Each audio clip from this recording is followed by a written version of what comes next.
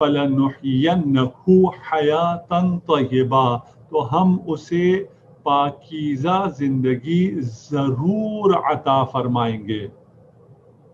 وَلَنَجْزِيَنَّهُمْ أَجْرَهُمْ بِأَحْسَنِ مَا كَانُوا يَعْمَلُونَ، اور ان کے بہترین اعمال کی جزا میں ہم انہیں اجر بھی ضرور عنایت کریں گے.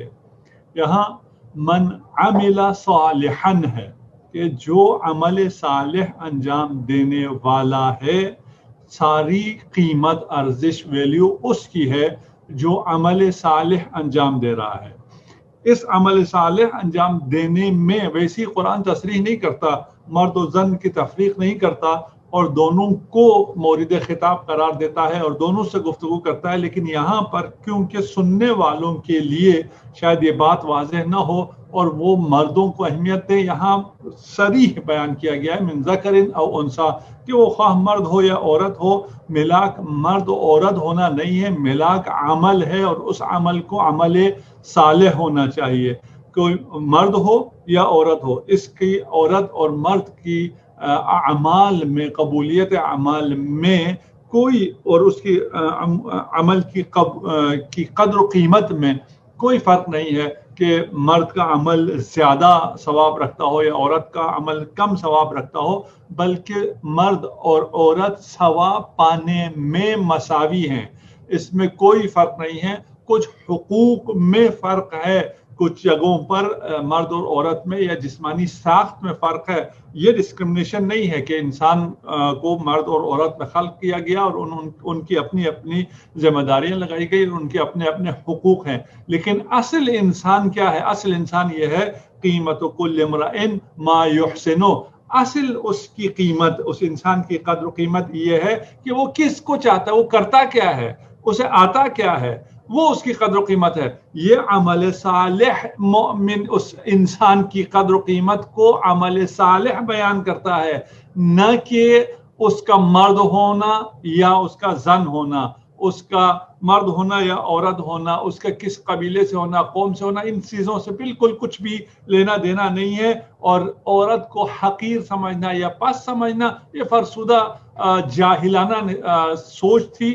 متاسفانہ یہ جاہلانہ سوچ ابھی بھی برقرار ہے. کچھ دیندار حلقوں میں بھی یہ بات ہے جو قرآن کی تعلیمات سے دور ہیں، وہ خاتون کو پست سمجھتے ہیں یا حقیر مخلوق سمجھتے ہیں یا ان کو اس قابل نہیں سمجھتے کہ وہ عبادات کریں اور قرآن اور درس اور تفسیر اور نماز اور مساجد میں جائیں اور اپنی عبادتوں کو بجا لائیں. یہ انسانی جو قرآنی انسان ہے اس قرآن کے کی نظر میں من عمل صالحا من ذکر او انثی، عمل صالح ملاک ہے کہ عمل ہو اور وہ عمل صالح ہو. وَهُوَ مُؤْمِنٌ، دوسری شرط یہ ہے.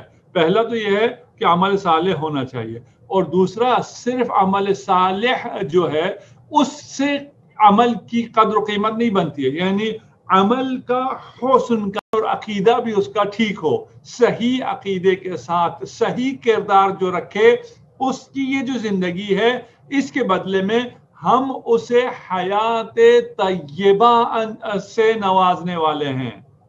اللہ اکبر. اگر اس زندگی کو آپ پاکیزہ گزاریں گے تو یہی زندگی دنیاوی زندگی سے نکل کر طیب زندگی بن جائے گی. پس زندگی سے نکل کر یہ زندگی حیات طیبہ بن جائے گی، اور اس زندگی میں حیات طیبہ بسر کرنے والے حیات اخروی میں پھر ایسا عمل، ایسی اجر پانے والے ہیں جس کا ہمارے نہ الفاظ میں طاقت ہے کہ ہم بیان کر سکیں، نہ ہماری زبانوں میں، اور نہ ہی جو عربی میں کسی چیز میں جو ہم ہمارے اذہان میں یہ طاقت نہیں ہے کہ ہم اس زندگی کو اور اس کی خصوصیات کو بیان کر سکیں.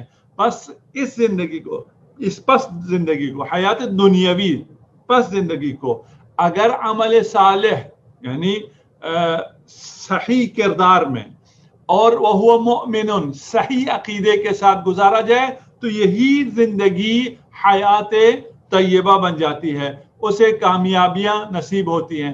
ظاہراً وہ فقیر ہوتا ہے، دیکھنے والے دنیا والے کہتے ہیں اس کے پاس کچھ نہیں ہے، یہ مصیبت میں ہے، لیکن وہ انتہائی خوبصورت زندگی گزار رہا ہوتا ہے۔ امیر المومنین علی ابن ابی طالب علیہ السلام سے پوچھا گیا یہ حیات طیبہ کیا ہے، تو آپ نے فرمایا ہی القناعہ۔ اللہ اکبر، اگر کوئی قناعت کرے، طمع نہ ہو، لالچ نہ ہو، حرام اور شبہات سے پرہیز کرے، تو یہی زندگی قناعت کی وجہ سے حیات طیبہ بن جاتی ہے۔ قناعت کا لفظ اگر سمجھ میں آئے اور قناعت کا مفہوم ہم اور اس کے مصداق کو ہم سمجھ سکے تو حیات طیبہ قناعت کا نام ہے۔ قناعت کے بعد یہی زندگی حیات طیبہ میں تبدیل ہو جاتی ہے۔ اور قناعت کا مطلب یہ ہے کہ انسان اطاعت خدا اور رسول خدا میں اپنی زندگی کو بسر کرے اور عمل صالح انجام دے، وہو مؤمنون۔ یا الذین آمنوا استجیبوا للہ وللرسول اذا دعاکم لما یحییکم، جب اللہ اور اس کے رسول تمہیں حیات آفرین، لما یحییکم، حیات آفرین باتوں کی طرف بلائیں تو تم اس پر لبیک کہو۔ حیات دے رہے ہیں، زندگی دے رہے ہیں، اس زندگی کو لے لو، اس زندگی پس زندگی پر اکتفا نہ کرو، اسی زندگی کو حیات طیبہ بناؤ اور اس کے نتیجے میں پھر ابدی حیات جنات عدن میں پاؤ۔ وَلَنَجْزِيَنَّهُمْ أَجْرَهُمْ، اس عمل کا بہترین اجر تمہیں ملنے والا ہے۔ اور اس آیت سے ثابت ہو رہا ہے کہ اس شخص کو جو عمل صالح انجام دیتا ہے، خدا سے دعا ہے خدا ہمیں عمل صالح انجام دینے والوں میں قرار دے۔ وَهُوَ مُؤْمِنٌ، خدا ہمیں ایمان کی دولت سے مالا مال فرمائے، خدا ہمارے قلوب کو ایمان سے منور فرمائے، خدا ہمارے عقیدے کو درست فرمائے، خدا ہمارے کردار کو صحیح فرمائے، ہمیں یہ توفیق دے کہ ہمارا کردار اہل بیت اور کردار محمد مصطفیٰ صلی اللہ علیہ وآلہ وسلم کے مطابق ہو۔ اس شخص کو ثواب دارین مل رہا ہے۔ ثواب دارین کا مطلب کیا ہے؟ اسے دوہری زندگی مل رہی ہے، دنیاوی زندگی بھی ہے اور یہی دنیاوی زندگی حیات طیبہ میں تبدیل ہو جاتی ہے، اور یہ حیات طیبہ اسے ابدی حیات خالدین فیہا میں اس کا مستحق بنا رہی ہے، اور دنیا و آخرت میں پاکیزہ زندگی اور ثواب اس کو عنایت فرما رہی ہے۔ نیکسٹ آیت ہے فَإِذَا قَرَأْتَ الْقُرْآنَ فَاسْتَعِذْ بِاللَّهِ مِنَ الشَّيْطَانِ الرَّجِيمِ 98۔ بس جب آپ قرآن پڑھنے لگیں، فَإِذَا قَرَأْتَ الْقُرْآنَ، جب آپ قرآن پڑھنے لگیں، فَاسْتَعِذْ بِاللَّهِ، تو اللہ سے پناہ مانگیں، کس کی؟ من الشیطان الرجیم، تو راندہ درگاہ، رجیم راندہ درگاہ شیطان سے آپ پناہ مانگیں اور خدا کی درگاہ میں، خدا کی پناہ میں چلے جائیں۔ یہاں ایک بات تو یہ ہے کہ بعض لوگ ایسی جگہوں پر آگے کہتے ہیں کہ بھئی آپ بروں کا ذکر نہ کریں، آپ کیوں دشمنان اہل بیت پر لعنت بھیجتے ہیں، کیوں قاتلین سید الشہداء پر لعنت، آپ اچھی باتیں کریں صرف۔ یہ قرآنی پیغام اس کے بالکل خلاف ہے۔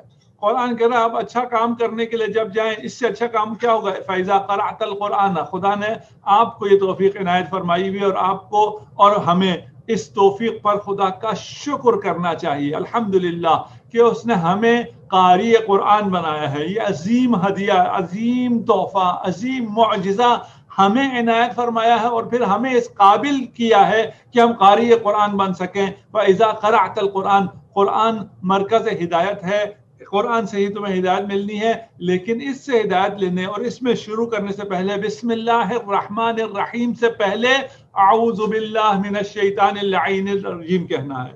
فاستعذ باللہ، تو شیطان سے پناہ مانگو، اس لیے کہ شیطان جس چیز سے خائف ہے وہ قرآن ہے، کہ قرآن کیونکہ کتاب ہدایت ہے، ذالک الکتاب لا ریب فیہ ھدی للمتقین، متقین کے لیے یہ ہدایت ہے۔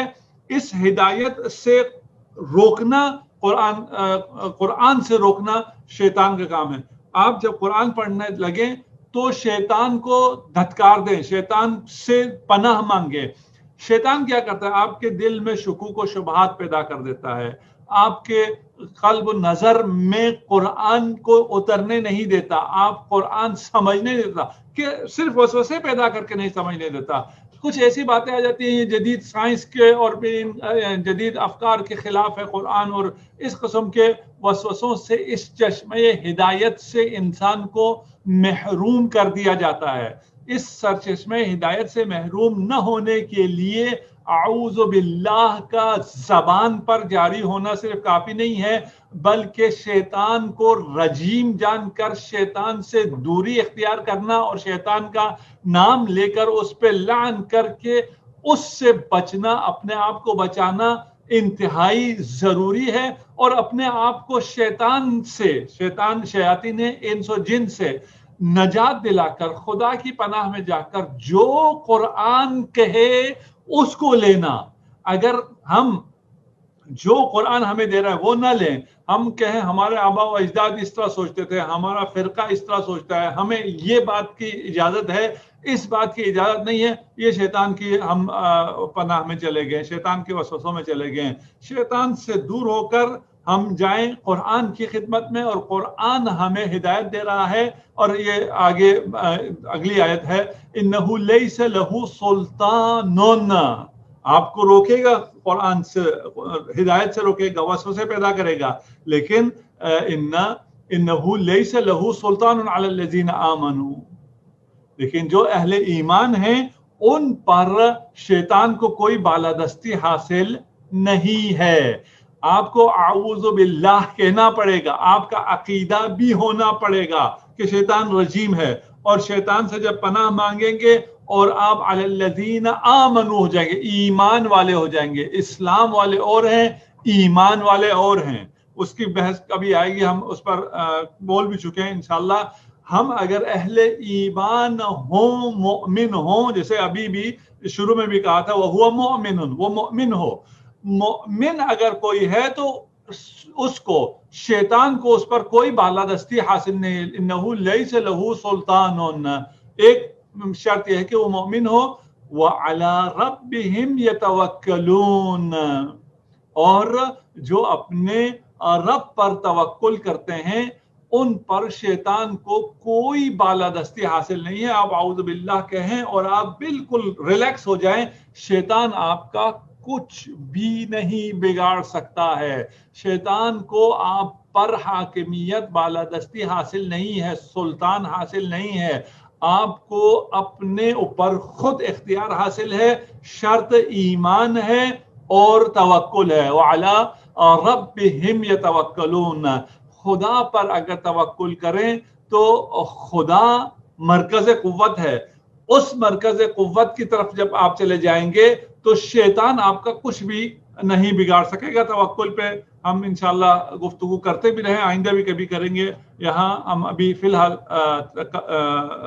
توکل پہ گفتگو نہیں کر رہے۔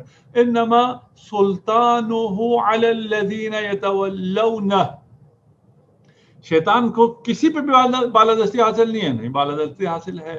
شیطان وسوسے ڈال سکتا ہے، لیکن اس وسوسوں کو اس شکل میں پہنچانا کہ اس انسان پہ شیطان کا ہولڈ ہو، بالادستی ہو، اور شیطان اسے جہاں چاہے ضلالت میں، گمراہی میں، جہنم میں ڈالنا چاہے وہ ڈال سکے۔ یہ کب ہوگا؟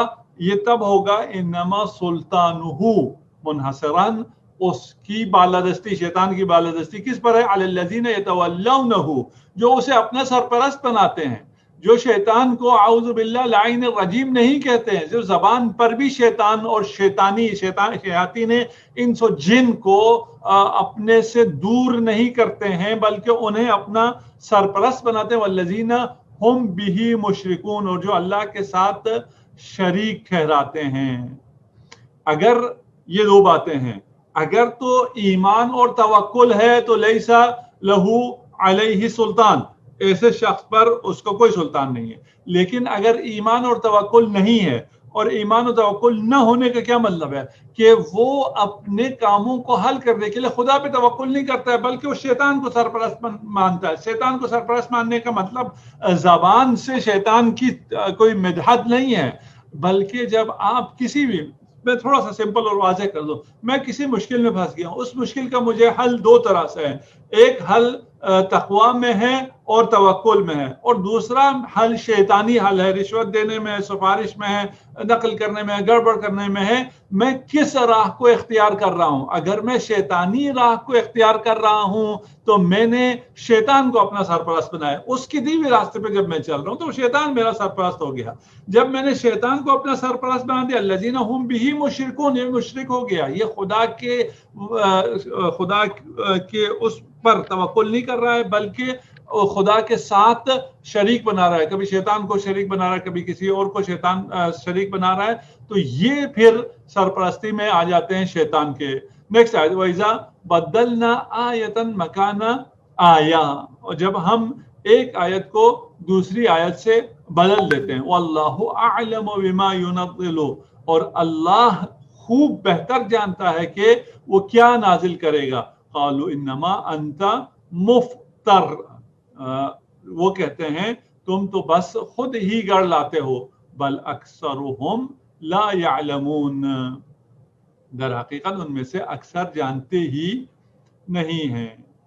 یہاں پر آیت 101 میں وَإِذَا بَدَّلْنَا آیَةً مَكَانَ آیَةٍ، جب ہم ایک آیت کو دوسری آیت سے تبدیل کر دیتے ہیں، یہاں آیات سے مراد آیات احکام ہے، شریعت اور جو احکام دیے گئے تھے ان کو اگر آپ ایک حکم کو دوسرے حکم سے بدل دیتے ہیں، یعنی آپ نہیں، اگر رسالت مآب اور خدا کی طرف سے ایک حکم بدلا جاتا ہے، وہ نسخ ہو جاتا ہے اور تبدیل ہو جاتا ہے، تو یہ جو احکام میں تشریع ہے، قانون گزاری ہے، اور یہ تدریجاً آئی ہے، اور ایک چیز کو ایک عرصہ حلال رکھنے کے بعد اسے حرام کر دیا گیا ہے، ایک چیز کو حلال کرنے کے بعد اس کو حرام کر دیا گیا یا بالعکس نسخ کر دیا گیا۔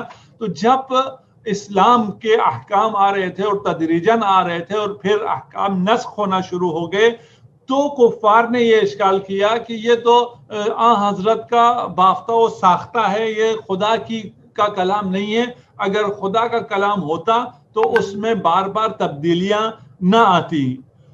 اس پر یہ ارشاد فرمایا جا رہا ہے وَإِذَا بَدَّلْنَا آیَةً مَكَانَ آیَةٍ، اگر ہم ایک حکم کو اٹھا لیتے ہیں اس کی جگہ دوسرا حکم لاتے ہیں تو وَاللَّهُ أَعْلَمُ بِمَا يُنَزِّلُ، خدا خوب جانتا ہے وہ کیا نازل کر رہا ہے، کیا حکم کس وقت کب دینا ہے، کس وقت کس حکم کو اٹھانا ہے، یہ خدا خوب جانتا ہے۔ اور یہ جو تم کہہ رہے ہو کہ یہ تو خود گھڑ لیا ہے رسالت مآب صلی اللہ علیہ وآلہ وسلم نے، بل اکثرهم لا يعلمون، یہ ان کا جہل ہے، جہالت ہے، یہ ممکن نہیں ہے۔ اور اس کا جواب نیکسٹ آیت میں بھی ہے، نیکسٹ آیت 102 اگر ہم پڑھ لیں، قل نزلہ روح القدس من ربک بالحق، کہہ دیجئے ان کا جواب یہ ہے اسے روح القدس نے آپ کے رب کی طرف سے برحق نازل کیا ہے۔ قل نزلہ روح القدس من ربک بالحق، برحق نازل کیا، کیوں؟ لیثبت الذین آمنوا، تاکہ ایمان لانے والوں کو ثابت قدم رکھا جائے، وہدن وبشرى للمسلمین، اور مسلمانوں کے لیے ہدایت اور بشارت ثابت ہو، ہدن ہدایت، بشرا بشارت ثابت ہو للمسلمین، یعنی نادان لوگوں سے کہہ دیں کہ یہ جو وحی آ رہی ہے یہ تدریجاً مسلمانوں کی، انسانوں کی آسانی کے لیے اور اس شریعت کو رائج کرنے کے لیے ہے، اور لانے والا پاکیزہ روح ہے، پاکیزہ فرشتہ ہے، روح القدس ہے، جس نے بتدریج ان احکام کو نازل کیا ہے، اور کیونکہ وہ پاکیزہ روح ہے اس کی طرف سے لانے میں کوئی غلطی نہیں ہو سکتی ہے، وہ نہ اس میں کوئی غلطی ہے نہ کوئی فریب کاری ہے، اسی لیے اسے روح الامین کہتے ہیں۔ احکام جو بتدریج نازل ہو رہے ہیں، اس میں تدریجاً احکام کے نازل ہونے میں مصلحت عباد اللہ ہے، ہماری امت کی مصلحت اس میں ہے، تاکہ ثابت قدمی اور ایمان میں پختگی آنے کے بعد ان اعمال پر عمل کرنا شروع کر دیا جائے۔ وَلَقَدْ نَعْلَمُ أَنَّهُمْ يَقُولُونَ إِنَّمَا يُعَلِّمُهُ بَشَرٌ، اور بتحقیق ہمیں علم ہے کہ یہ لوگ آپ کے بارے میں کہتے ہیں، وَلَقَدْ نَعْلَمُ، ہم جانتے ہیں، أَنَّهُمْ يَقُولُونَ، یہ لوگ آپ کے بارے میں کہتے ہیں، إِنَّمَا يُعَلِّمُهُ بَشَرٌ، کہ اسے ایک انسان سکھاتا ہے۔ رسالت مآب صلی اللہ علیہ وآلہ وسلم پر یہ جو تہمت لگائی جاتی تھی کہ یہ قرآن کتاب خدا نہیں ہے، اللہ کے کا کلام نہیں ہے، بلکہ کوئی انسان یہ کلام ان کو سکھا رہا ہے، کسی سے سیکھ کر یہ آگے بیان کر رہے ہیں. لسان الذی یلحدون الیہ اعجمی، حالانکہ جس شخص کی طرف یہ نسبت دیتے ہیں، یلحدون الیہ، جس شخص کی طرف یہ نسبت دیتے ہیں کہ رسالت مآب اس سے سیکھ کر قرآن کو بیان کر رہا ہے، لسان الذی، اس کی زبان اعجمی، وہ عجمی ہے، وہ عربی ہے ہی نہیں ہے. وہذا لسان عربی مبین، جبکہ قرآن واضح عربی زبان میں ہے. یہاں پر یہ جو اعتراض کیا گیا اس زمانے میں، ان کو یہ جواب دیا جا رہا ہے کہ تم یہ اعتراض کرتے ہو کہ یہ جو ہے کسی عجمی سے جا کے فلاں شخص سے قرآن سیکھتا ہے، اسے کیونکہ قصہ دیرینہ آتے تھے اور ان کو یہاں پر نقل کر دیا جا رہا ہے. اگر یہ اعتراض صحیح ہوتا تو جس کے بارے میں تم کہہ رہے ہو کہ رسالت مآب اس سے سیکھ کے آ رہے، وہ عجمی ہے، وہ عربی ہے ہی نہیں ہے، اور قرآن عربی ہے، اور عربی بھی ایسی عربی ہے جس کی نظیر، جس جیسا ایک سورہ بھی اس زمانے کے فصیح و بلیغ عرب سب مل کر بھی پیش نہیں کر سکتے. جب یہ ہذا لسان عربی مبین ہے تو یہ لسان عربی مبین جس کو تمام فصحاء عرب اس کی نظیر لانے سے عاجز ہیں، ایک شخص، ایک عجمی شخص کیسے دے سکتا ہے؟ ان الذین، نیکسٹ آیت 104، ان الذین لا یؤمنون بآیات اللہ لا یہدیہم اللہ ولہم عذاب علیم. اور ان الذین لا یؤمنون بآیات اللہ، جو آیات اللہ کی نشانیوں پر ایمان نہیں لاتے، لا یہدیہم، یقیناً اللہ ان کی ہدایت نہیں کرتا، وَلَهُمْ عَذَابٌ علیم، اور ان کے لیے دردناک عذاب ہے. اب یہاں پر ایمان والوں کے لیے، من عمل صالحا من ذکر او انثى وهو مؤمن، یہ سب چیزیں مومن کے لیے تھی. مومن اگر نہیں ہے تو عمل صالح کا بھی کوئی فائدہ نہیں ہے. ان الذین لا یؤمنون بآیات، مومن ہونے کے لیے آیات الہی ہیں، یہ قرآن کی بھی آیات ہیں، اور اس کے علاوہ آفاق و انفس میں آیات الہی ہر طرف بکھری پڑی ہیں. ان آیات الہی کو دیکھ کر اگر کوئی ایمان لے کے نہیں آتا، لا یہدیہم اللہ، اللہ ان کی ہدایت نہیں کرتا. اور اگر اللہ ہدایت نہ کرے تو لہم عذاب علیم، پھر ان کے لیے دردناک عذاب ہے. انما یفتر الکذب الذین لا یؤمنون بآیات اللہ، جھوٹ تو صرف وہی لوگ افطرا کرتے ہیں جو اللہ کی نشانیوں پر ایمان نہیں لاتے. یہ جو جھوٹ بول رہے ہیں اور افطرا باندھ رہے ہیں کہ رسول مآب یہ قرآن جو ہے اللہ کی کتاب نہیں ہے اور کسی عجمی سے سیکھی بھی ہے، یہ جھوٹ اور یہ افطرا کون باندھتا ہے؟ الذین لا یؤمنون بآیات اللہ. یعنی اگر آپ مومن نہیں ہیں تو آپ کا عمل صالح خدا کیسے قبول کرے گا؟ کہ آپ کی حالت یہ ہے کہ آپ افطرا کر رہے ہیں، آپ کی حالت یہ ہے کہ آپ آیات الہی کا انکار کر رہے ہیں، جس کی وجہ سے ایمان آپ کے دلوں میں داخل نہیں ہو رہا ہے. وَأُولَئِكَ هُمُ الْكَاذِبُونَ، اور یہی لوگ تو جھوٹے ہیں. اللہ اکبر. جب ایمان نہ ہو تو پھر انسان کتنا دور چلا جاتا ہے رسول خدا سے، رسول خدا پر بہتان باندھتا ہے. سب یہ جانتے ہوئے، اس وقت کا معاشرہ، عرب معاشرہ جانتا تھا کہ یہ معجزہ ہے، اس کی نظیر کوئی نہیں لا سکتا ہے. قرآن کو سننے نہیں دیتے تھے، کانوں میں انگلیاں ٹھوس دیتے تھے کہ قرآن اگر سن لیا تو یہ اثر کرتا ہے. وہ بھی پھر بھی ان تمام چیزوں کے باوجود اتنے عقل سے پیدل ہو جاتے تھے. یہ اس سے بڑھ کر عقل سے پیدل ہونا یہ ہے کہ اللہ کی نشانیوں کو دیکھے اور ایمان نہ لائے، اس معجزہ کو، قرآن کو دیکھے اور کہے یہ کسی عجمی کا سکھایا ہوا ہے، اور پھر جھوٹ کا سہارا لے. ان کے لیے پھر ہدایت نہیں ہے. وَمَنْ كَفَرَ بِاللَّهِ مِنْ بَعْدِ إِيمَانِهِ 106 نیکسٹ آیت ہے. اور جو شخص اپنے ایمان کے بعد اللہ کا انکار کرے، من کفر باللہ، جو اللہ کا انکار کرے، من بعد ایمانہ، ایمان کے بعد اس کے لیے سخت عذاب ہے. ایمان کے بعد بھی اگر اول ایک لوگ وہ ہیں جو ایمان ہی نہیں لائے، انہیں ہدایت ملے گی نہیں. ایمان کے بعد اگر کوئی کفر اختیار کرتا ہے تو ایسے شخص کے لیے دردناک عذاب ہے. یہ جو من کفر باللہ بعد ایمانہ، یہ صرف اتنی بات قرآن نے کی ہے کہ جو ایمان کے بعد کفر اختیار کرے.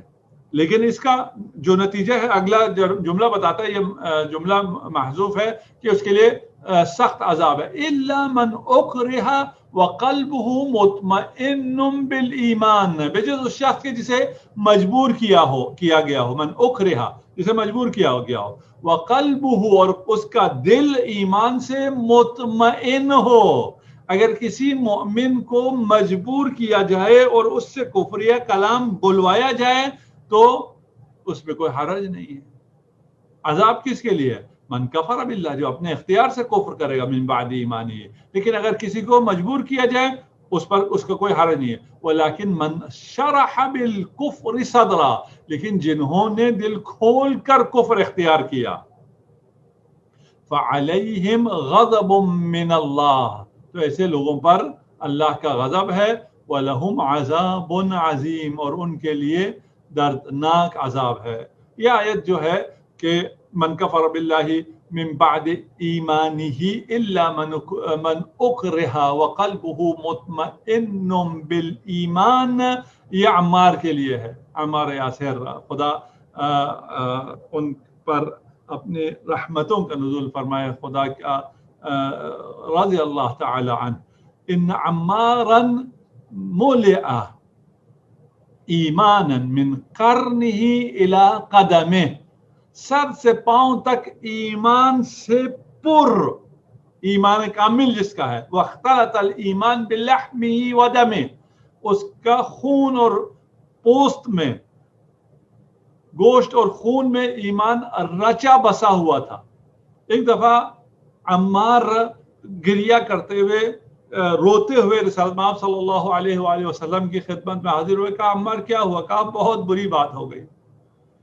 کہا کیا ہوا؟ کہا کفار نے میری جان نہیں چھوڑی، اتنا تشدد کیا جب تک میں نے آپ کو اور اللہ کو برا بلا نہ کہا اور ان کے معبودوں کو اچھا نہیں کہا. رسول اللہ صلی اللہ علیہ وآلہ وسلم نے عمار کے آنسو پوچھتے ہوئے کہا ان عادوا فعد، اگر وہ دوبارہ ایسا کریں تو تم بھی دوبارہ ایسا ہی کرنا. یعنی تم دوبارہ یہ جو کفریہ کلام تمہاری زبان پہ ابھی جاری ہوا ہے، پھر بھی اگر وہ زبردستی کریں اور تمہیں تقیہ کرنا پڑے تو پھر تم دوبارہ ایسے کرنا. اللہ اکبر.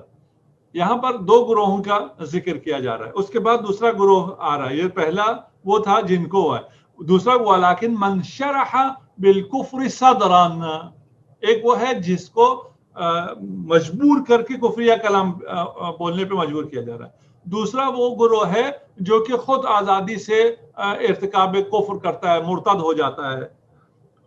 یہ دو ہیں، پہلے منافقین ہیں، دوسرے وہ ہیں جو تقیہ پر مجبور ہو رہے ہیں. تقیتاً وہ اپنا عقیدہ چھپا کر جس پر زبردستی جو ان سے بلوایا جا رہا ہے اس عقیدے کا اظہار کر رہے ہیں. اللہ اکبر. یہاں تقیہ جس کے بارے میں بہت مسکنسیپشن پھیلایا گیا ہے، اور اس کو کیونکہ تشیع کے خلاف استعمال کرنے کے لیے کہ شیعہ تقیہ کرتے ہیں. شیعہ جب تقیہ کرتے ہیں اس کی وجہ یہ ہے کہ ان پر ظلم و ستم ہوتا ہے، انہیں اپنے نظریے اور عقیدے کی آزادی نہیں دی جاتی ہے، اور جبری ان سے دوسرا نظریہ اگلوایا جائے تو انہیں تقیہ کرنا پڑتا ہے. اور تقیہ کرنے والوں کے لیے قرآن کیا کہہ رہا ہے اور صریح کفر کرنے والوں کے لیے قرآن کیا کہہ رہا ہے؟ الا من اکرہ وقلبہ مطمئن بالایمان. عمار کا قصیدہ قرآن میں ہے، تقیہ کرنے والوں کا قصیدہ قرآن میں ہے. آر و ننگ ان لوگوں کے لیے جن کی وجہ سے تقیہ کیا جا رہا ہو. ذالک بأنہم استحبوا الحیات الدنیا علی الآخرۃ، یہ اس لیے کہ انہوں نے آخرت کے مقابلے میں دنیا کی زندگی کو پسند کیا ہے. اس لیے کہ انہوں نے استحبوا پسند کیا حیات الدنیا. ہم نے کہا تھا یہ پس زندگی ہے، حیات دنیا بھی ہے. اس حیات دنیا کو حیات طیبہ بنا سکتے ہیں، لیکن جنہوں نے حیات دنیا کو، پس دنیا کو پسند کر لیا ہے، علی الآخرۃ، حیات اخروی کے مقابلے میں، وَأَنَّ اللَّهَ لَا يَهْدِي الْقَوْمَ الْكَافِرِينَ، اللہ کافروں کی ہدایت نہیں کرتا ہے. یہ جو من شرح قلبہ للکفر ہے، جو کفر اختیار کر رہے ہیں، ان کے لیے عذاب عظیم کی نوید دی گئی ہے. ذالک بانہم استحبوا، اس لیے کہ انہوں نے آخرت کے مقابلے میں دنیا کو ترجیح دی ہے. حب دنیا، جاہ اور مقام پرستی اپنے اقتدار کے لیے اور باقی مصالح اور دنیاوی فائدوں کے لیے انہوں نے جرائم کا ارتکاب کیا ہے. انہیں خدا ہدایت نہیں دیتا. ان اللہ لا یہدی، خدا اتمام حجت کرنے کے بعد جو لوگ کفر پر ڈٹ جائیں انہیں مجبوراً اسلام پر مجبور نہیں کرتا. لا اکراہ فی الدین، ان کو اپنے اس پہ اختیار پر چھوڑ دیتا ہے، لیکن پھر ان کی ہدایت بھی نہیں کرتا ہے. ان کی ہدایت نہ کرنے کا مطلب یہ نہیں ہے کہ انہیں گمراہ کر دیتا ہے. وہ جب ہدایت قبول نہیں کرتے تو اس کا مطلب گمراہی ہے. خدا بالجبر انہیں ہدایت نہیں دیتا. اور اس کا یہ جو سنگین انہوں نے بغاوت کی ہے خدا سے اور اپنے عہد پیمان کے بعد، خصوصاً ایمان کے بعد، اس آیت میں یہ تھا کہ جو ایمان کے بعد کفر اختیار کرتے ہیں اور اسلام سے بغاوت کرتے ہیں ان کے لیے سزاؤں کا ذکر ہے. ایک یہ ہے کہ ان کے لیے عذاب عظیم ہے، دوسرا یہ ہے کہ اللہ ان کو ہدایت نہیں کرتا، اور تیسرا اگلی آیت میں آ رہا ہے کہ خدا ان کے دلوں پر مہر لگا دیتا ہے. اولئک الذین طبع اللہ علی قلوبہم وسمعہم وابصارہم وَأُولَئِكَ هُمُ الْغَافِلُونَ، یہ وہی لوگ ہیں جن کے دلوں، کانوں اور آنکھوں پر اللہ نے مہر لگا دی ہے، اور یہی لوگ غافل ہیں. طبع اللہ علی قلوبہم، یہ پہلے بھی ہم اس کا بہت دفعہ ذکر کر چکے ہیں کہ خدا جب کسی کے دل پر مہر لگا دیتا ہے کا مطلب یہ ہے کہ اسے اپنے حال پر چھوڑ دیتا ہے، اسے پھر ہدایت عطا نہیں کرتا، کیونکہ ہدایت دینے کے بعد وہ ہدایت کا انکاری ہے. ایمان کے بعد اس نے کفر اختیار کیا ہے. تو حب دنیا کی وجہ سے، نہ کہ ایمان نہ سمجھنے کی وجہ سے، بلکہ سب کو سمجھنے کے بعد اس نے حیات طیبہ چھوڑ کر حیات دنیاوی کا اختیار کیا، حیات اخروی چھوڑ کر اسی دنیا کے مفادات کا جب اس نے انتخاب کیا تو پھر اس کو یہ تین جو عذاب عظیم، ہدایت سے وہ نہیں نوازے گا اور اللہ اس کے دل پر مہر لگا دے گا. لا جرم انہم فی الآخرۃ هم الخاسرون، یہ دنیا تو ختم ہو جائے گی، اس دنیا کے بعد سب نے آخرت میں جانا ہے، لازماً آخرت میں یہی لوگ خسارے میں ہوں گے. یہ پھر بہت بڑا خسارہ کیا، دنیاوی منفعت کو لینے والے اور دنیا کی منفعت پر کو ترجیح دینے والے آخرت میں خسارے میں ہوں گے. خدا ہمیں دنیا و آخرت کے خسارے سے محفوظ و مصون فرمائے، ہمیں قرآن سے ہدایت پانے کی توفیق عنایت فرمائے، ہمیں قرآن کے ساتھ زندگی گزارنے کی توفیق عنایت فرمائے. خدا ہمیں عمل صالح، ایمان کے ساتھ عمل صالح انجام دینے کی توفیق عنایت فرمائے. خدا ہمارے قلب اور نظر کو ایمان سے اور اطمینان سے بھر دے. خدا ہمیں یہ توفیق دے کہ ہم قرآن سے، قرآن جو کہ لسان عربی مبین ہے، اس سے ہدایت حاصل کریں. ہم اس بات پر ایمان رکھتے ہیں کہ یہ روح القدس کا نازل کردہ قرآن ہے، یہ خدا کا کلام ہے اور یہ معجزہ ہے جو ہمارے درمیان موجود ہے. ہمیں اس معجزہ الہی سے خدا بہرمند زیادہ سے زیادہ استفادہ کرنے کی توفیق عنایت فرمائے. خدا ہمیں شیطان لعین سے محفوظ فرمائے. اعوذ باللہ من الشیطان اللعین الرجیم. اور اس میں شک نہیں ہے کہ اذا قرأت القرآن فاستعذ باللہ من الشیطان الرجیم. خدا ہمیں توفیق دے کہ ہم قاری قرآن بنیں اور جب بھی قرآن کی تلاوت کریں تو ہم شیطان سے پناہ مانگے. یقیناً شیطان کو ہم پر بالادستی نہیں ہے. اور جو آیت جس سے ہم نے شروع کیا تھا کہ مرد ہو یا زن ہو عمل صالح کرے اور وہ مومن ہو تو اسے خدا حیات طیبہ عنایت فرماتا ہے. خدا ہمیں حیات طیبہ سے سرفراز فرمائے، ہمیں اس دنیا میں حیات طیبہ نصیب ہو، حیات دنیاوی پر ہمیں راضی نہ فرمائے. اگر کوئی سوال ہے تو ہم آج سوال لے سکتے ہیں انشاءاللہ. بسم اللہ الرحمن الرحیم. السلام علیکم. وعلیکم السلام ورحمۃ اللہ وبرکاتہ. سر جی میرا جو کوشچن ہے وہ 99 آیت سے وابستہ ہے کہ اگر میں رحمانی نہیں ہوں تو لازمی ہے کہ میں شیطان کی طرف ہوں، یا اگر میں حسینی نہیں ہوں تو کیا لازمی ہے میں یزیدی ہوں؟ نیوٹرلٹی جسے کہتے ہیں نا کہ میں نیوٹرل ہوں، کیا اس کا کنسپٹ ہے اسلام میں؟ کیونکہ آج کل اس کا بڑا پرچارج ہے کہ نہ میں ادھر کیوں نہ میں ادھر کیوں. جی آپ کو میں برا نہیں کہتی، مجھے آپ بھی قبول ہیں اور یہ بھی یس ہے. سو یہ بتائیے کہ نیوٹرل ہونا کیا ہم افورڈ کر سکتے ہیں بینگ اے مسلم اور یا مومن؟ تھینک یو سو مچ. جزاکم اللہ خیر الجزا. ہمارے ہاں یا انعمت علیہم ہیں یا مغضوب علیہم ہیں، اس کے درمیان میں کوئی تیسرا نہیں ہے، کوئی نیوٹرل نہیں ہے. کہ یہ جو نیوٹرل کہتے ہیں یہ وہی جیسے ابھی کہا ہے کہ یہ دنیاوی مصلحتوں کو دیکھتے ہیں کہ دنیا کی مصلحت یہ ہے کہ اس کو بھی اچھا کہو اس کو بھی اچھا کہو، اس سے بھی فائدے حاصل کر لو اس سے بھی فائدے حاصل کر لو. یہ قرآنی موقف اس کے بالکل خلاف ہے. قرآن سورہ فاتحہ میں یا انعمت علیہم ہے، یا ان پر اللہ کا انعام ہوا ہے یا اللہ کا غضب ہوا ہے. ان دونوں کو ساتھ لے کے نہیں چل سکتے ہیں. ہمیں ہمیشہ یہ دعا کرنی ہے کہ ہم ان کے راستے پہ چلا جو انعمت علیہم ہیں، ہم ان کے ساتھ ہیں. جو مغضوب علیہم ہیں ان سے ہم دور ہیں. ان کو ہم دونوں کو ساتھ لے کر نہیں چل سکتے، یا دونوں کی نسبت نیوٹرل بھی نہیں ہو سکتے. یہ بات اس بات کا ہی پرچار کیا جاتا ہے کہ تم خود اچھے رہو باقیوں کو چھوڑ دو. باقیوں کو نہیں چھوڑا جا سکتا ہے، باقی کو بھی نظر میں رکھنا ہوتا ہے. آپ اچھے ہوں، آپ کیسے اچھے ہوں گے؟ آپ اچھوں کی سیرت پر چلیں گے، اچھوں سے محبت کریں گے، بروں سے نفرت کریں گے. یہ شیطانی فکر ہے. جس طرح اعوذ باللہ کہنا اس لیے بھی ضروری ہے کہ اسی طرح لوگ کہتے ہیں یار شیطان یزید کو برا کہہ کے آپ نے کیا کرنا ہے، آپ حسین زندہ باد کہتے رہو. نہیں بھائی، ہم نے یزید کو برا بھی کہنا ہے. اگر ہم نے یزید کو برا نہیں کہا تو پھر ہم نے حسین کو اچھا بھی نہیں کہا، پھر ہم حسینی نہیں ہوئے. اگر ہم حسینی ہیں تو پھر ہم یزیدی نہیں ہیں. نہ فقط ہم یزیدی نہیں ہیں، ہم یزید پر لعنت کرنے والے ہیں. اگر ہم یزید پر لعنت نہیں کریں گے تو پھر آپ ایسا نہیں ہے کہ آپ حسینی ہو سکیں. حسینی ہونے کا مطلب یہ ہے کہ پھر حق پر اپنی جان دینے کے لیے تیار ہو جائے. حق پر جان دینے کے لیے جو تیار ہو، وہ باطل کے خلاف زبان چلانے سے اگر انکاری ہو، یا باطل سے اگر ہو سکتا ہے مصلحت نہ ہو یا کوئی مشکلات ہوں، جس طرح بھی یہ تقیہ ہم نے ان آیتوں میں پڑھا ہے، جس کی وجہ سے آپ زبان پر نہ لا سکتے ہو. دل سے تو آپ اس سے نفرت کر سکتے ہیں، لیکن جو بات یہ نیوٹرلٹی کی بات کرتے ہیں اور سب اچھے کی بات کرتے ہیں، یہ سب اچھا دنیاوی مفاد کے لیے ہے. ان کے لیے دنیا میں ہی سب اچھا ہوگا، آخرت میں ان کے لیے سب برا ہوگا اور وہ خسارے میں ہوں گے. جزاک اللہ. السلام علیکم آقا. یہ خواہر سعدیہ کہ میں نے اس سے سوال سے ایک سوال ہے کہ کیا میرے خیال میں مجھے یاد صحیح نہیں آ رہا، قرآن مجید کی ایک آیت نہیں ہے جس میں ہے کہ کوئی درمیانی رستہ نہیں ہے، مطلب خدا کا رستہ ہی ہے، مطلب اس کے علاوہ کوئی مطلب اس طرح کی مجھے آیت یاد نہیں آ رہی، لیکن اس طرح کچھ ذکر ہے صحیح قرآن میں.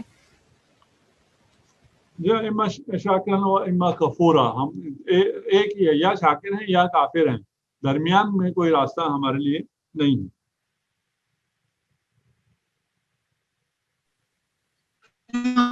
لیکن مولانا صاحب مجھے پوچھنا تھا کہ یہ جو پھر یہ بھی آیت ہے کہ تفرقے میں نہ پڑو، تو تفرقے سے بچنے کے لیے اگر ہم یہ کرتے ہیں نیوٹرل، مطلب اس میں ہم لوگ یہ ہے کہ جو بیسک احکامات ہیں ان کو تو مانتے ہیں، وہ کافر اور اس کی بات نہیں کر رہی مسلمان کی. وہ تو مجھے مطلب وہ تو ہے کہ بھئی اگر آپ مسلمان ہی نہیں ہے تو پھر تو نہیں ہوتا. لیکن یہ جو ہے کہ تفرقے میں نہ پڑو، اس کے لیے کیا یہ کانسیپٹ کچھ حد تک پھر صحیح نہیں ہوگا؟ دیکھیے دو باتیں ہیں. ایک تو اس جگہ کی بات ہے جہاں سب مان رہے ہیں کہ یہ صحیح ہے اور یہ غلط ہے. مثلا یزید اور امام حسین علیہ السلام میں وہ بہت تھوڑے سی یزیدی ہیں، ان کو چھوڑ کر سارے مسلمان کہتے ہیں یزید غلط ہے، حسین علیہ السلام صحیح ہے. جب یہاں پر بھی لوگ آپ کو یہ کہتے ہیں جی آپ دونوں کو یزید کو برا نہ کہو. ہم پہلے یہاں تک آ جائیں جہاں سب متفق ہیں، جہاں پر کچھ کہنے سے تفرقہ نہیں آتا ہے. وہاں پر بھی یہ کوشش کی جا رہی ہے آج کل کہ ان کو بھی اچھوں میں لے آئیں، یا حتی اقل ان کو برا کہنا آپ چھوڑ دیں. اس میں تو کوئی حرج نہیں ہے. جو سب کے نزدیک ملعون ہے اور دشنام، اس کا نام ہی داخل دشنام ہو گیا ہے، اس سے وہ رکھنا. ایک ثانیاً ہم بات کر رہے ہیں قلباً، ابھی اپنے ایمان کی بات کر رہے ہیں. زبان پہ کیا لا سکتے ہیں نہیں لا سکتے وہ الگ مسئلہ ہے، وہ ابھی عمار کا قصہ ہمارے سامنے ہے اس آیت میں. ہم ابھی اس کی بات نہیں کر رہے کہ آپ کی زبان پہ کیا آئے گا اور زبان پہ کیا نہیں آئے گا. آپ جو تفرقہ بازی کی بات کر رہے ہیں کہ زبان پر ایسی باتیں نہیں لانی چاہیے جس سے جدائی آتی ہو، فرقہ پرستی آتی ہو، تفرقہ ہوتا ہو. مسلمان اگر جو بھی وہ ہے اس کا اور اس کے خدا کا ہے، میرا جو بھی ایمان ہے، میرے جو بھی عقائد ہیں، اس پر میرے پاس اپنی دلیل اور حجت ہونی چاہیے. وہ میرا اور میرے خدا کا معاملہ ہے. میرا دوسرا جو مسلمان بھائی ہے، اس اور میرا اپنے اختلافات کے باوجود جو بھی نظر میں اختلاف ہے، وہ میرا اور اس کا خدا کا معاملہ ہے. ہمیں اب آپس کے معاملے میں الجھنا، جھگڑنا اور پھر ایسے کام کرنا یا ایسی گفتگو کرنا جس سے یہ اختلاف زیادہ ہوتا ہو اور امت کمزور ہوتی ہو، یہ حرام ہے اور یہ شیطانی عمل ہے. یہ اس شیطانی عمل سے ہمیں بچنا ہے، اس میں کوئی دو رائے نہیں ہے. لیکن اس کا مطلب یہ نہیں کہ عقیدے میں نے کہنا اس کی سارے ہی حق پر ہیں. نہیں، سارے حق پہ نہیں ہے. عقیدہ ایک ہی صحیح ہوگا، صراط مستقیم ایک ہی ہوگا. ہم نے اسی صراط مستقیم پر چلنا ہے. ہم نے اسی کو، جسے ہم ہادی برحق مانتے ہیں، اسی سے ہم نے محبت کرنی ہے. جسے ہم نہیں مانتے اس سے ہم نفرت کرنی ہے قلباً، جسے آپ نہیں مانتے. رہ کے اگر وہ کسی اور کے مقدسات میں، تو آپ نے زبان پر اس کو نہیں لانا ہے. اگر وہ اس لیول کی میں بات کر رہا ہوں جن شخصیات میں اختلاف ہے. جن شخصیات میں اختلاف نہیں ہے، جس شخصیات پر امت کا اتفاق ہے، اس میں کون نیک ہے اور کون بد ہیں، آپ نے اپنے ایمان کے حساب سے بالکل کلیئر رہنا ہے کون انعمت علیہم ہے اور کون مغضوب علیہم ہے. زبان پر آپ باقی لوگوں کے مقدسات کا خیال رکھیں. ایک زبان پر اختلافی، میرے اور آپ میں ابھی بھی بہت سے اختلافات ابھی بھی ہیں، سوچ سمجھنے میں فلان میں آپ اور ہم میں ہیں. اس کو ہم اس طرح زبان پہ نہ لائیں جس کی وجہ سے لڑائی ہو جائے اور دوریاں ہو جائیں.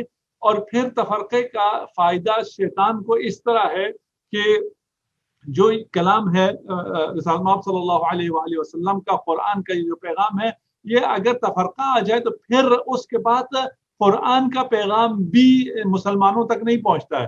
کیونکہ پھر ہر فرقہ اپنی ہی جو حصار میں رہ کر ایک معنی سمجھتا ہے. اور قرآن یہ جوڑنے کی جتنی آیتیں پیش کر رہا ہے، اور یہ تمام آیات الہی جو انسان کو دعوت دیتی ہیں، تو یہ توحید و نبوت اور معاد دن پر مشترک ہے قرآن. اس میں امت ایک نہیں ہو سکتی ہے تفرقے کی وجہ سے. تفرقہ بازی اور اس قسم کی گفتگو جس سے امت میں انتشار پیدا ہو، گناہ عظیم ہے. کسی شخص کو یہ اجازت نہیں ہے. میں قرآنی موقف میں اپنی سمجھ کے مطابق پیش کر رہا ہوں. کسی شخص کو یہ بات، اس شخص چیز کی اجازت نہیں ہے کہ امت میں رخ نہ ڈالے، امت کو کمزور کرے اور اپنے کسی شخصیت کو جو اس کے نزدیک مقدس ہے، یا اپنے فرقے کو اسلام پر، خدا پر، قرآن پر اور رسول اللہ صلی اللہ علیہ وآلہ وسلم پر فوقیت دے.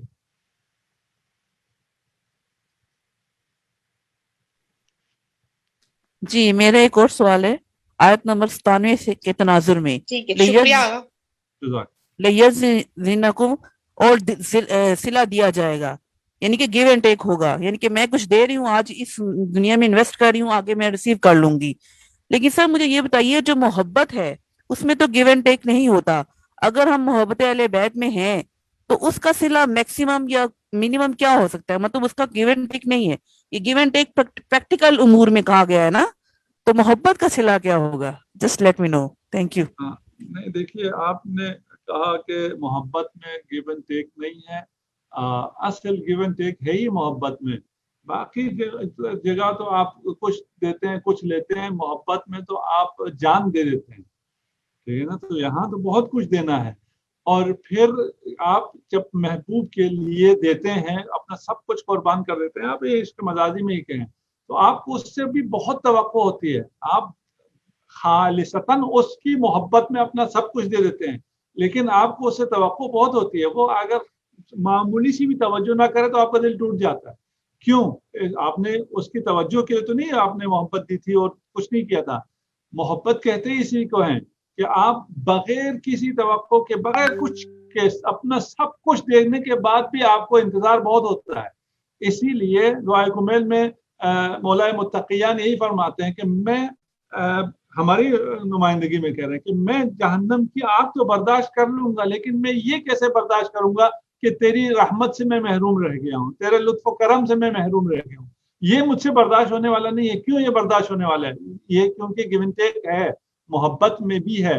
اور خدا بھی آپ کو محبت کے عوض میں ہی یہ سب کچھ دے رہا ہے. من عمل صالحا، मिन ज़करिन औ उन्सा वहुवा मुअमिन, वो मोमिन क्या है, मोहब्बत ही तो है। ईमान में खुदा को क्या चाहिए, अमल सालेह तो हो गया। अमल सालेह अगर बगैर मोहब्बत के है तो उसकी तो कोई कद्र कीमत है ही नहीं है। बगैर मोहब्बत के अमल सालेह में कोई गिवन टेक है ही नहीं, कोई अजर का तसव्वुर ही नहीं है। अजर का सारा तसव्वुर ईमान के बाद आता है, और ईमान को अगर मैं खुलासा करूं तो वो मोहब्बत अहले बैत है। मोहब्बत अहले बैत क्या है, वो फिर पूरा ईमान उसमें डिफाइन हो जाता है, और वो बगैर मोहब्बत खुदा हुब्बुल्लाह के बगैर कोई मोहब्बत अहले बैत का कॉन्सेप्ट है ही नहीं। तो ईमान का मतलब यही मोहब्बत है कि अगर मैं इस अमल को मोहब्बत से अंजाम दूंगा तो अजर मिलेगा, अगर मैं बगैर मोहब्बत के अंजाम दूंगा खुदा को हमारे किसी काम की जरूरत ही नहीं है। हम जो ये कहते हैं वैसी इस्तिलाहन, और वो तो ठीक है कि हमने खुदा के लिए ये काम कर दिया, खुदा के लिए मैंने गरीब की मदद कर दी। खुदा के लिए कहाँ किया, तुमने अपने लिए किया है ना, तुमने खुदा के लिए तो नहीं किया। खुदा को तुम्हारे किसी अमल की जरूरत नहीं है, ये सब मैंने अपने लिए किया है। लेकिन मेरे अपने लिए फायदा कब होता है, जब मैं खालिसतन लिल्लाह ये काम करूं। जज़ाकल्लाह। कोई और क्वेश्चन है तो बताएं। चलिए सर, आखिरी क्वेश्चन का मुख्तसर जवाब दीजिएगा कि ये पहली आयत जो थी ना 97, इसमें तखसीस क्यों की गई मर्द और जन की, क्योंकि हम मोमिनीन मुत्तकीन, और जब भी देखते हैं तो प्लूरल सेंस में इज्तिमाई एक जिक्र होता है जिसमें मर्द और जन दोनों शामिल हैं। तो यहाँ तखसीस करने का क्या अंसर था या क्या पहलू था? शुक्रिया। यहाँ नफ़ी तखसीस है, मन आमिल सालिहन मिन ज़करिन औ उन्सा, मर्द हो या औरत हो, कोई तखसीस नहीं है। ये बरअक्स बयान कर रहे हैं कि यहाँ कोई तखसीस नहीं है, वो मर्द हो या औरत हो, जो भी अमल सालेह करे। नहीं, मेरा पॉइंट ये कि औरत को खुसूसी तौर पर क्यों जिक्र किया गया, क्योंकि जहां मैं कहीं देखती हूँ ना तो इज्तिमा में आता है, मोमिनीन है, सालिहीन है, डेफिनेटली औरतें शामिल हैं, लेकिन यहाँ औरतों को अलग से कहा गया। तो मैं ये पॉइंट जरा मैं चाहती इसको जरा डिफाइन कर दें। यही यहाँ औरतों को अलग से जिक्र नहीं किया गया है, इसलिए कि मिन ज़करिन औ उन्सा कहा है, मर्द हो या औरत, तो औरत को अलग से जिक्र नहीं हुआ। आपका ये सवाल है कि जहां पर भी मोमिन कहा गया है या अमल सालेह कहा गया है, या वो इसके बाद वो मोमिनुन, वो मोमिन हो तो उसमें भी ज़कर और उन्सा दोनों शामिल है। यहाँ इस बात को बताने के लिए कि इस्लाम की नज़र में जिनसियत की बिना पर, मर्द या औरत होने की बिना पर कोई फर्क नहीं है। इस्लाम इसको मजीद वाज़ेह बयान कर रहा है। अगर ये जगह ना होती, हो सकता है बाकी जगहों पर हमें समझ में ना आता।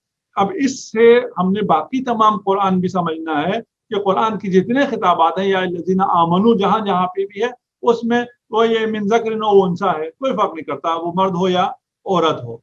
इसको बयान करने के लिए कि जिन्स होना, मर्द होना या औरत होना मिलाक नहीं है, मिलाक अमल सालेह है, और वो अमल सालेह भी बगैर ईमान के हीच है। अगर ईमान नहीं है, मोमिन वो नहीं है, तो फिर उसको कुछ भी नहीं मिलने वाला है। और इंशाअल्लाह खुदा से हम दुआ करते हैं, खुदा हमें अमल सालेह की तौफीक इनायत फरमाए, और अमल सालेह हम ईमान के साथ अंजाम दें। और ईमान का मतलब जिसे हमने बयान किया वो खुदा की मोहब्बत है। खुदा की मोहब्बत और रसूल खुदा और अहले बैत की मोहब्बत में हम अमल सालेह अंजाम दें। अगरचे हमारे ये अमल सालेह काबिल नहीं है कि वो बारगाह खुदाबंदी में कबूल हो सके, लेकिन उसका एहसान है और उसके करम से और शफाअत मोहम्मद और आले मोहम्मद से इंशाअल्लाह हमारे ये अमाल शरफ कबूलियत हासिल करें और हमें हयात जज़ाकुमुल्लाह खैरल जज़ा। वस्सलामु अलैकुम व रहमतुल्लाहि व बरकातहू।